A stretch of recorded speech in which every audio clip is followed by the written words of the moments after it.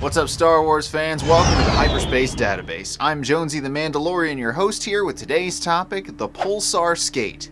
The Pulsar Skate was a modified Baudo-class star yacht, initially developed by the Aqualish designer Mendel Baudo, sometime during the reign of the Empire. The Pulsar Skate was an interesting vessel for more than one reason, but the main reason was that there are two completely different designs of the ship which are both attributed to the name Pulsar Skate. One explanation for this inconsistency was that the Aqualish designer, Mendel Baudo, designed each Baudo yacht to its owner's specifications, so no two ships were exactly the same.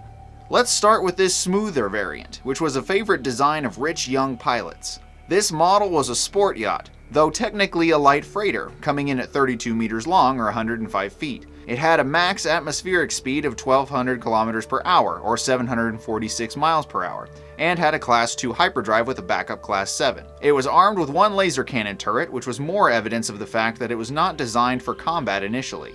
It could hold up to 8 passengers at once, and was often flown by a single person. This design was mainly a pleasure cruiser, with fairly quick sublight speed and only one laser cannon to speak of. One really interesting thing about the Baudo class yacht is that the only way to get one was to be referred by someone who already had one, and the build time could take up to 1 whole year because Baudo was a perfectionist. This version appears in a supplemental book to the Star Wars role-playing game, Galaxy Guide 6: Tramp Freighters, and is more similar to the description in the X-Wing series of novels that mention the ship being flown by Mirax Terrik.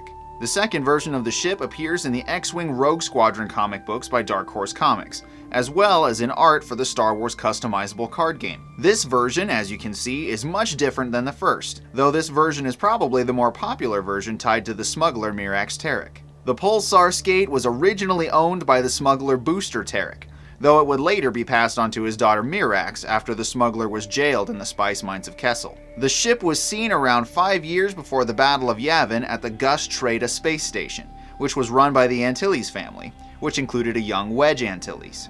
Unfortunately, this visit ended in tragedy, as pirates destroyed the station, killing Wedge's parents, but not before their heroic sacrifice saved countless lives from the impending fires that consumed the ship.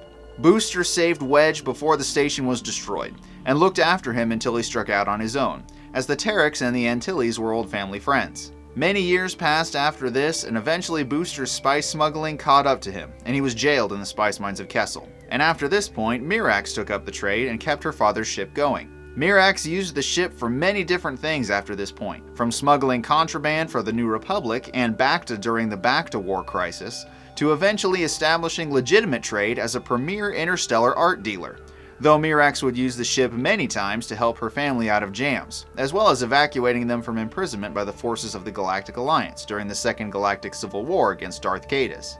While the Pulsar Skate may not have been the most heavily equipped ship in the galaxy, she was excellent in the role that she was used for, and the Terriks made great use of the cargo capacity and modability of the sleek ship to great effect in their legitimate and not so legitimate shipping operations in the galaxy.